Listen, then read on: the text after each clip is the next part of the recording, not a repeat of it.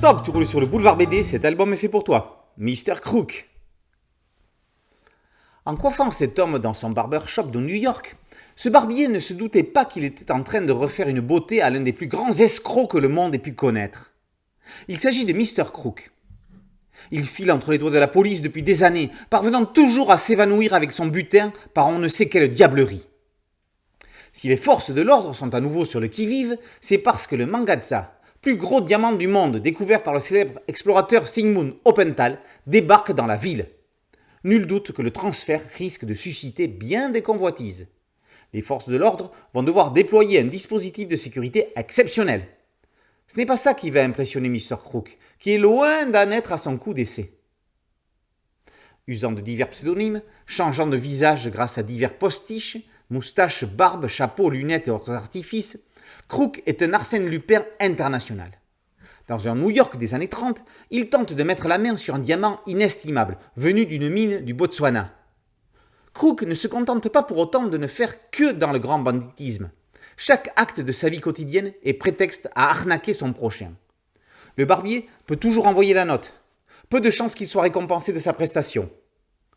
Au champ de course, quiconque croisera Crook verra son ticket gagnant disparaître. Le capitaine Jenny Olson peut bien tenter de mettre sous les verrous l'ennemi public numéro 1. Il perd son temps.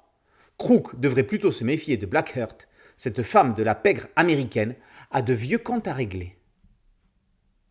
Il y a des bandits qu'on adore détester. Il y en a d'autres qu'on a envie de voir réussir leur coup. Mr. Crook est de ceux-là. Jérôme Tillard s'inspire d'Arsène Lupin pour écrire un Ocean's 11 2.0 à un seul et unique voleur. La première partie du récit, après avoir posé rapidement les événements, s'attarde sur la personnalité de l'anti-héros qu'est Crook. La suite met en scène l'arrivée du Mangatsa sur le nouveau continent, avant d'apprendre comment le personnage a développé sa stratégie bien en amont. On vibre, on se demande comment il pourrait arriver à ses fins. Réussira-t-il ? Dans une ambiance proche du sépia, le dessinateur Romain Blais fait de Crook un grand type dégingandé qui se déplace à la manière d'un acteur de théâtre ou de ces personnages de dessins animés sortis des premiers studios outre-Atlantique. Avec un physique proche de celui de Popeye, l'ambiance américaine fin du premier tiers du XXe siècle est assurée. Une pose victorieuse sur un piédestal comme la Statue de la Liberté, un point d'exclamation à la suite de son nom, Mr. Crook est un personnage original dans tous les sens du terme.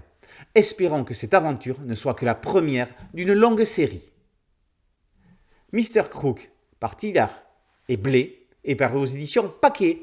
Boulevard BD, c'est un podcast audio, une chaîne YouTube et un site dédié. Merci de liker, de partager et de vous abonner. A très bientôt sur Boulevard BD. Ciao.